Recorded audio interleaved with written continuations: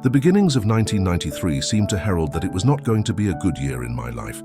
It was the 8th year I raised my 3 children on my own. All of them were of school-going age. My eldest daughter, who was yet to be married, had just given birth to my first grandchild. Additionally, I was on the verge of parting ways with a kind man after 2 years of dating. In April of that year, I was called for an interview and to write an article about a woman living in a small town in the state of Minnesota. So right in the Easter season, I, along with my 13-year-old son, Andrew, drove across 2 states to meet a woman named Jan Turner. During that long trip, I occasionally spoke to Andrew to keep him awake from dozing off. "You know, she has lost both of her arms and legs," I told him. "Oh, how does she get around then?" "We'll find out when we get there." "Does she have any children, Mum?" 2 sons named Tyler and Coily. Both of them are adopted. "What happened to her, Mum?" "I'm not sure, dear." Before having to amputate her arms and legs, she used to be a music teacher at an elementary school and led the choir at the church. Andrew perked up before I could finish telling him the limited information I knew about Jan. When we arrived in Minnesota, I couldn't help but wonder how the woman we were about to meet had reacted when she heard the horrifying news that she had to amputate both her arms and legs. How could she possibly live? Was there anyone to help her? Upon arriving in Wilmar, Minnesota, I called Jan from the hotel to ask if she wanted me to pick her and the kids up. "No need to, Pat. I can drive. We'll be there in about 10 minutes. Do you want to grab something to eat first?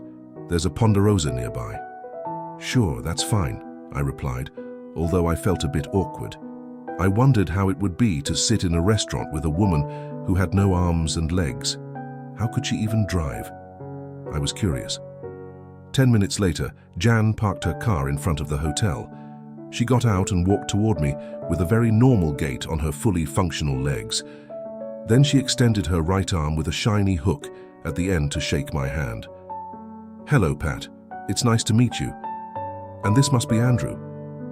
I shook her hand gently and chuckled. "Yes, this is Andrew." Then I looked at the back seat of her car and smiled at the 2 boys, who were also beaming at me.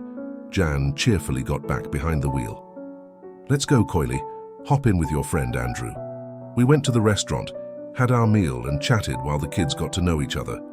Throughout that evening, the only thing I had to do to help Jan Turner was to open a ketchup bottle. Later, as the kids played in the hotel pool, Jan and I sat by the poolside. She told me about her life before the tragedy. "Back then, I was always busy. Life was so good that I was thinking of adopting a 3rd child. I felt guilty about it. I have to admit that this woman is living better than I thought," Jan continued. "One Sunday in November 1989, I was playing the trumpet at the church when I suddenly felt tired, dizzy, and nauseous. I tried not to faint right in the middle of the service, and 2 young men took me home when the service ended. I went to bed to rest, but by evening, I felt the need to call for emergency help." Jan recounted how, upon being rushed to the hospital, she fell into a coma. Her blood pressure dropped to the point that her body became completely paralyzed. She had contracted pneumonia, a dangerous infectious disease caused by bacteria.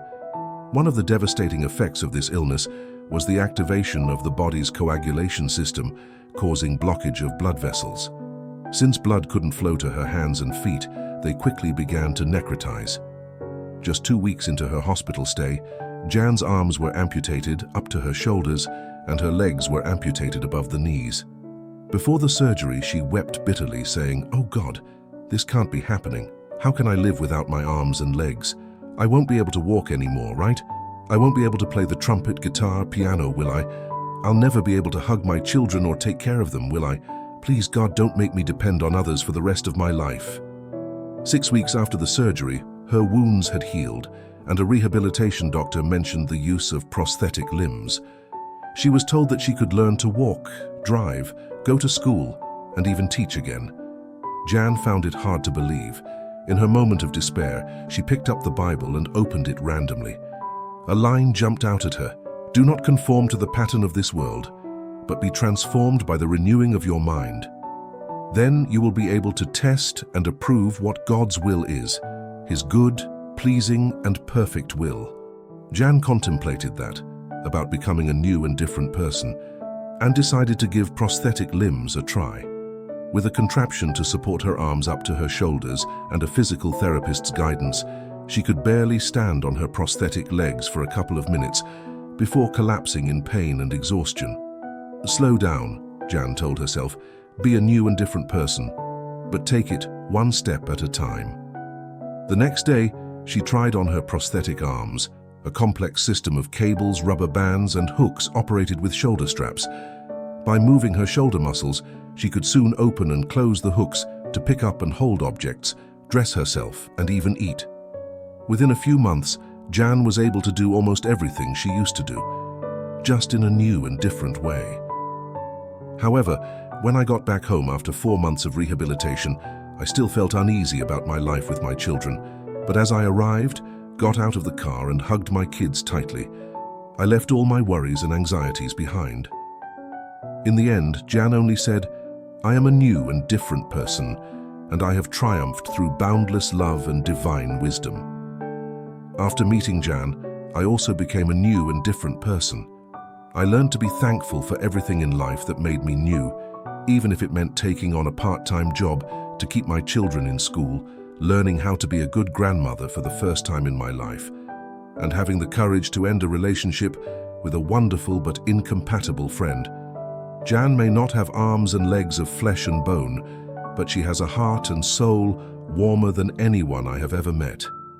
She taught me how to embrace everything new and different that comes into life with wholehearted enthusiasm, to always have the exuberance of a conqueror. Thank you so much for watching and stay blessed.